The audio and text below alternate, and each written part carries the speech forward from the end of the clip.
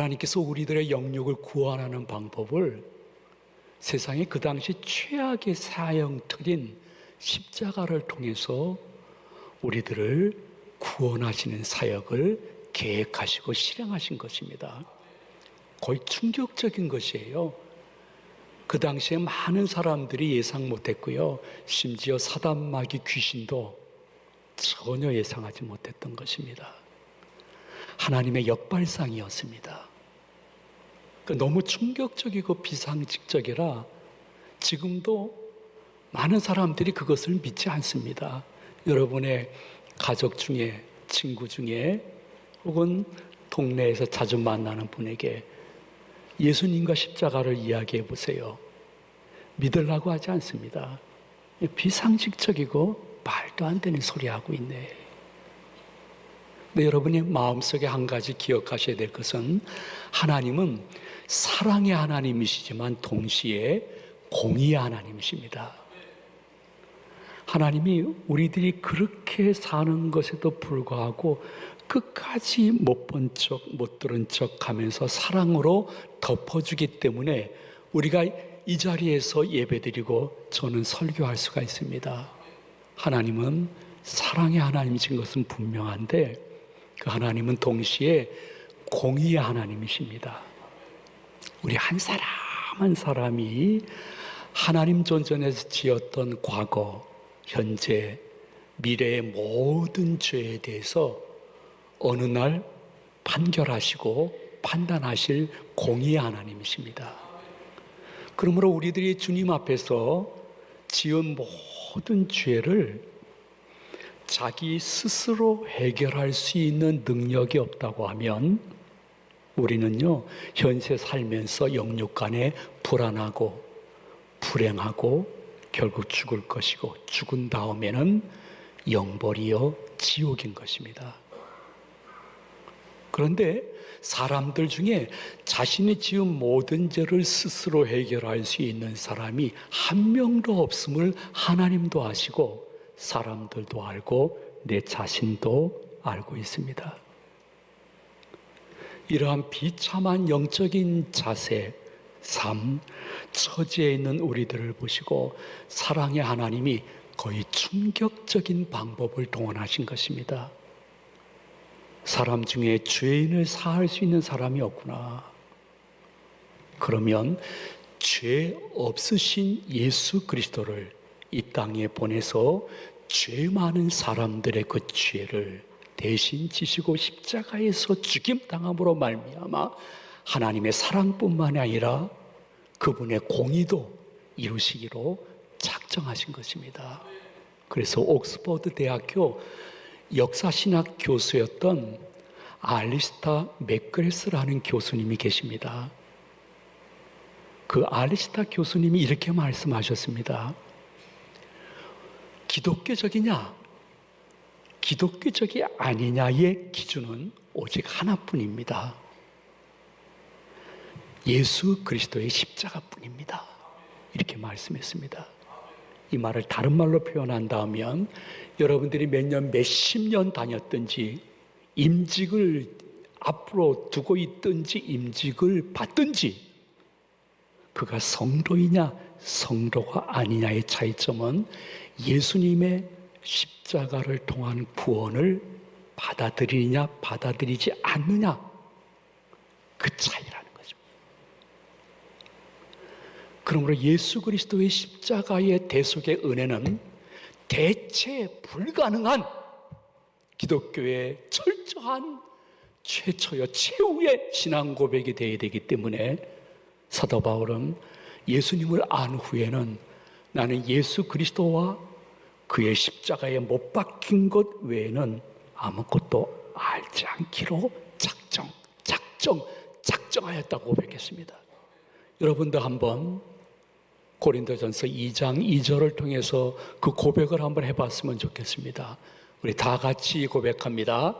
내가 너희 중에서 예수 그리스도와 그가 십자가에 못 박히신 것 외에는 아무것도 알지 아니하기로 작정하였음이라.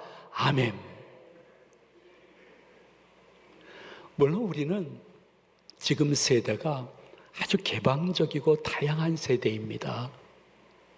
그러므로 예수님과 그의 십자가에 못 박히신 의미 외에는 다른 것은 알지 않기로 작정했다는 말이 현대 사회 사람들 속에 들어갈 수는 없을 것입니다. 그러나 이 개방성, 다양성보다 중요한 것이 있습니다. 개방성보다 더 중요한 것은 옳음인 것입니다. 옳다, 나쁘다, 옳음. 다양한 것을 수용하는 것이 나쁘다고 말하는 것이 아니라 다양한 것보다 더 중요한 것은 옳은 것입니다. 옳음은 무엇입니까? 나 같은 하나님 존전에서 죄 많은 사람들을 위해서 나를 대신하여 예수님을 이 땅에 보내주신 하나님은 옳습니다. 그 고백이 기독교인이요 장로교인의 고백인 것입니다. 그 외에는 때로는 내가 생각한 것과 전혀 다르게 인생이 돌아감으로 말미암아 너무 힘들고 어렵더라도 그로 인해서 잠시 번민할 수 있으나 금방 고백해야 될 것은 이렇게 이 현실을 주신 하나님은 옳습니다. 제가 깨닫지 못하는 것뿐이죠. 하나님께 순종하게 싸우니 하나님, 이 사망의 음침한 골짜기가 지난 다음에 시온의 대로를 허락하여 주시옵소서. 다른 사람, 다른 것은 모르지만은 나를 향하여 역사하시는 하나님은 옳습니다.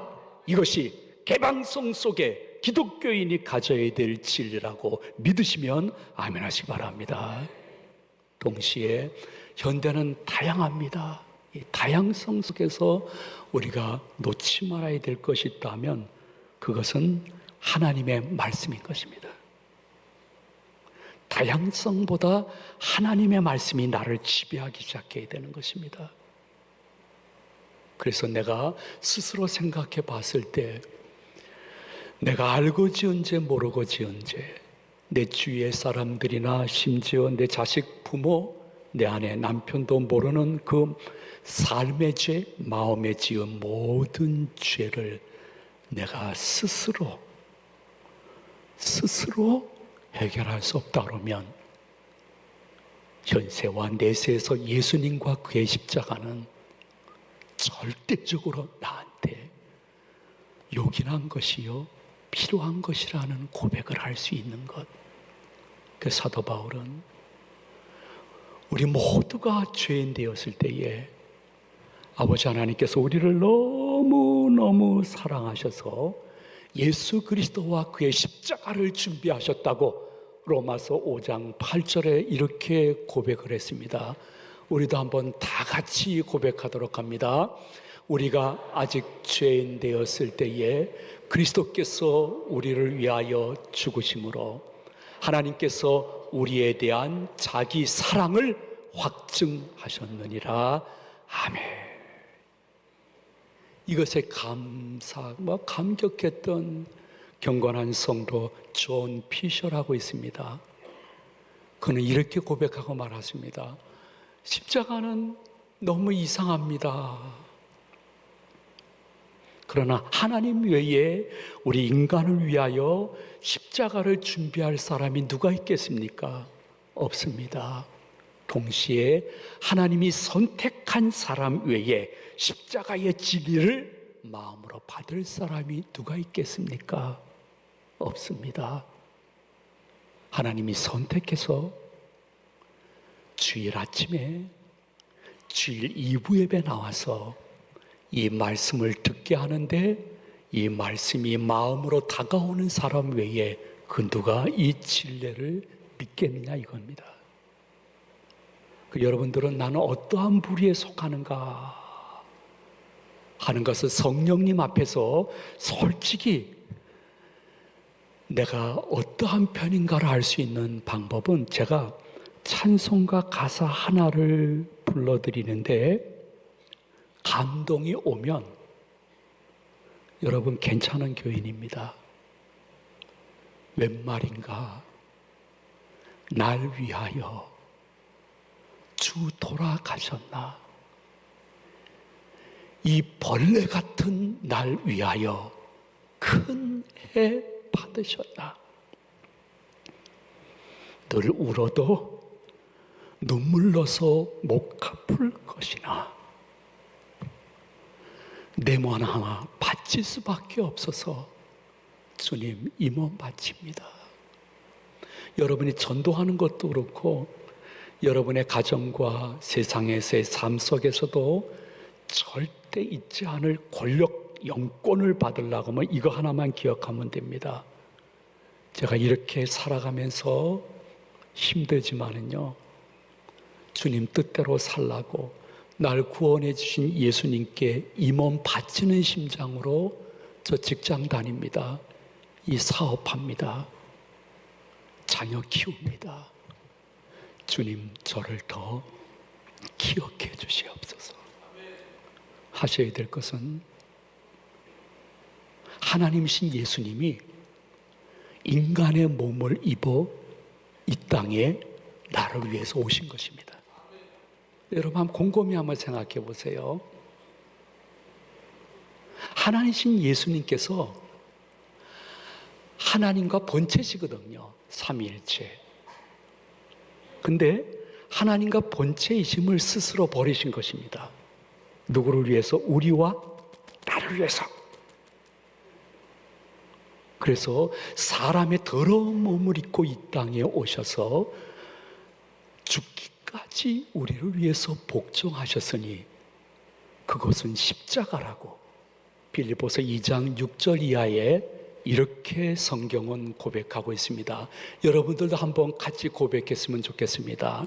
그는 근본 하나님의 본체시나 하나님과 동등됨을 취할 것으로 여기지 아니하시고 오히려 자기를 비워 종의 형체를 가지사 사람들과 같이 되셨고 사람의 모양으로 나타나서 자기를 낮추시고 죽기까지 복종하셨으니 곧 십자가에 죽으심이라.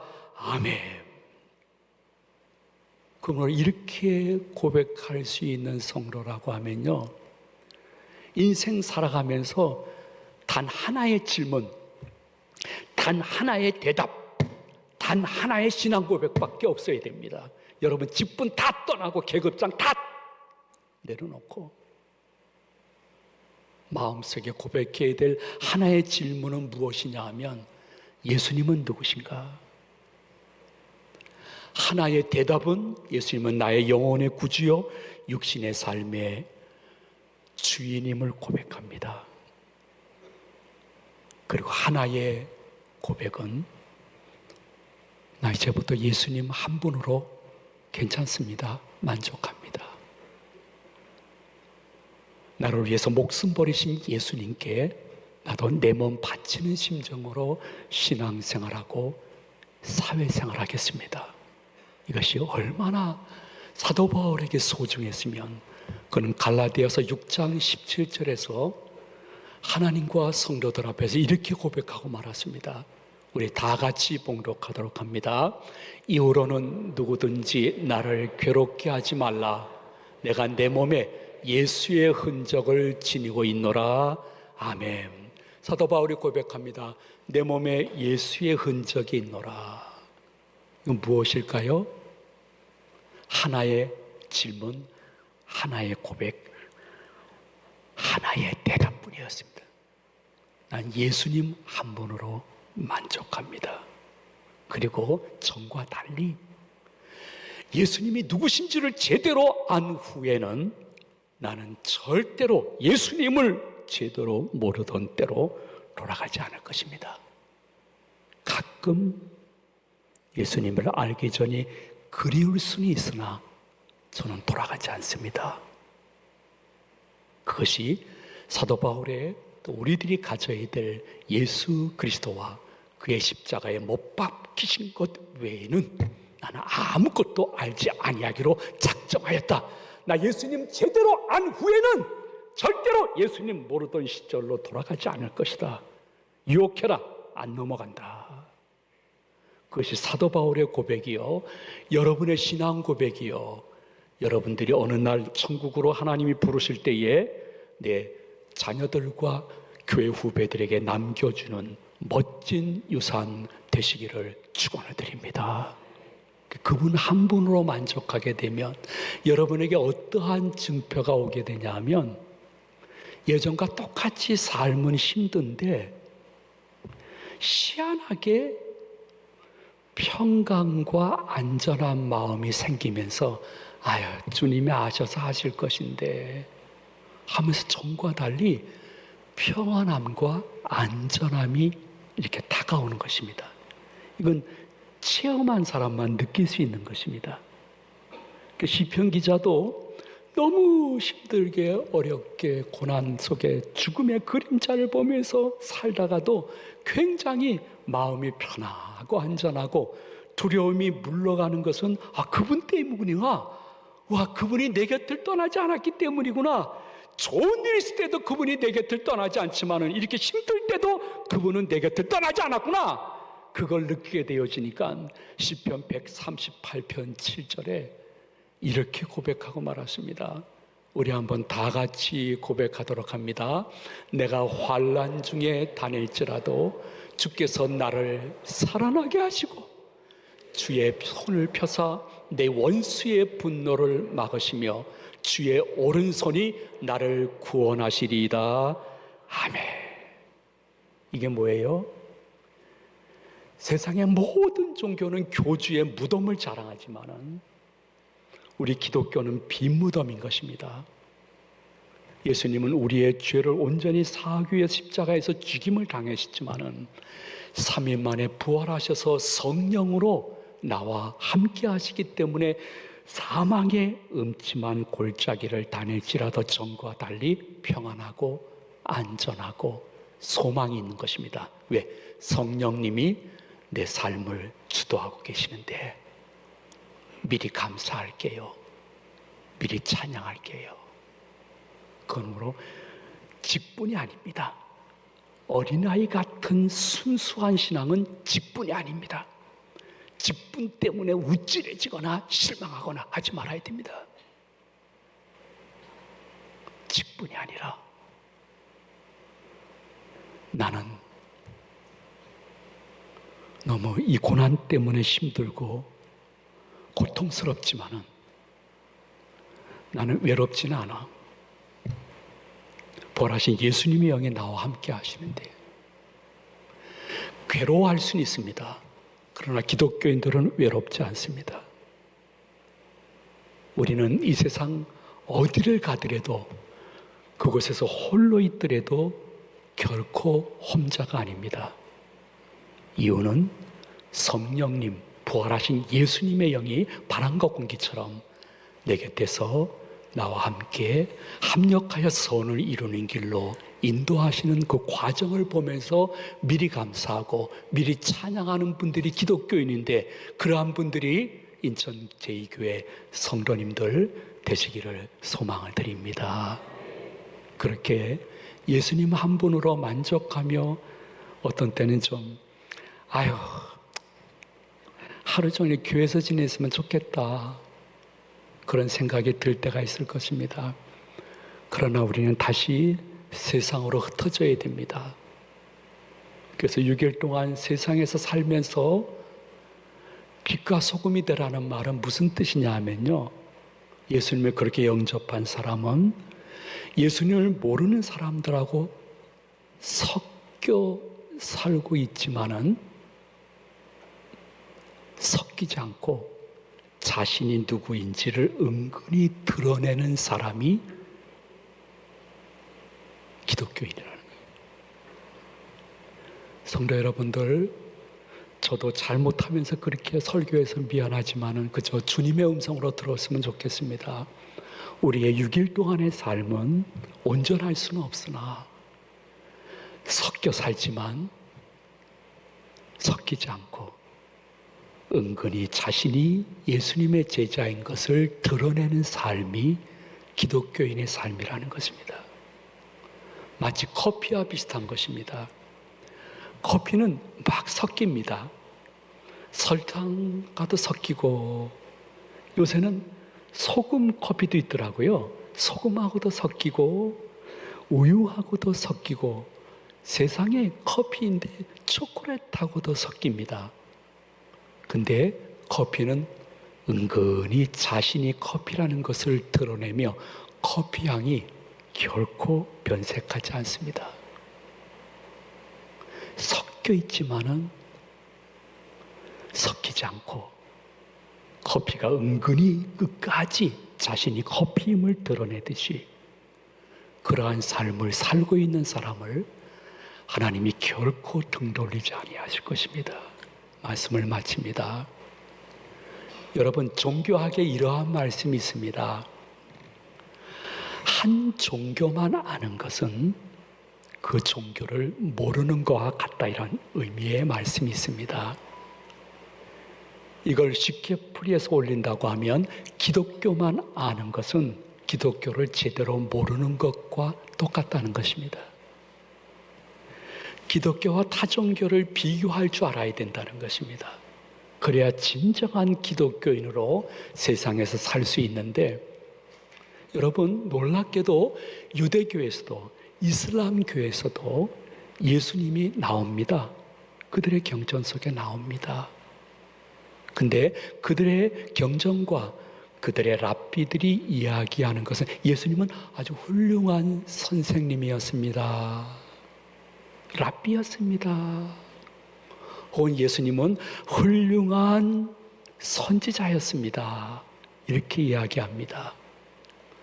그러나 개신교 우리가 믿고 있는 성경에 보면 예수 그리스도는 훌륭한 선생이나 선지자가 아니라 나의 영역을 구원하기 위해서 친히 이 땅에 오셔서 내 대신 죽임을 당하시고 나의 삶의 곁에 같이 있기 위해서 성령으로 부활하신 구주이십니다. 비교하면 나름대로 여러분의 신앙 고백과 삶이 정립이 될 수 있을 것입니다. 여러분, 굳이 어느 종교라고 얘기할 필요 없이 세상의 거의 모든 종교는 인간 자신의 노력과 고행과 선행으로 죄 용서함을 받고 득도한다고 이야기합니다. 그런데 우리가 믿고 있는 성경에서는 그것이 아니라 인간에게 그러한 능력이 없기 때문에 하나님이 직접 사람의 몸으로 이 땅에 오셔서 죽기까지 복종하셔서 지금은 성령으로 함께한다고 말씀하고 있습니다. 비교하십시오. 그리고 어떤 것을 선택하는지 결정하십시오. 그리고 잘 선택했으면 자존감의 신앙인으로 바뀌게 될 것입니다.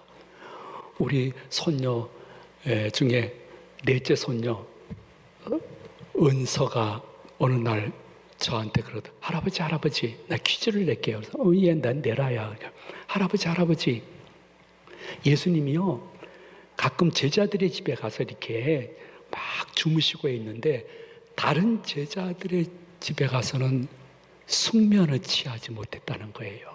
그러면서 할아버지, 베드로의 집에 가서는 예수님이 늘 숙면을 취했거든요. 왜 그랬을까요? 아무리 생각해도 기억에 나지 않고 성경에 없는 얘기예요. 그래서 야, 은사야, 그거 성경에 없는 얘기인데. 그러니까 아니, 우리끼리 하는 얘기예요. 모르세요? 나 모르겠다야. 그러니까 베드로 집의 침대는 시몬스 침대라 너무 편해가지고 예수님이 숙면을 취했다는 거예요. 야, 은사, 그건 니들끼리 그렇게 얘기하냐? 그러니까 우리끼리 그런 얘기하면서 막 웃고 그래요. 그러더라고요. 저는 그렇게 생각합니다. 예수님의 제자라고 하면 정말 예수님의 영육의 구원하심과 앞으로의 구원을 기대하면서 힘든 가운데서라도 그분을 다시 삶 속에 모시고 전의 삶으로 떠나지 않겠다고 작정하게 되면 그분을 주시는 평안함과 안전과 그럼에도 불구하고 다시 일어날 수 있는 용기가 있을 것인데, 그 은혜가 말씀을 마음은 열고 들으시는 여러분 영육 위에 임재하시기를 이 말씀을 준비하신 예수님의 이름으로 축원해 드립니다. 축원합니다.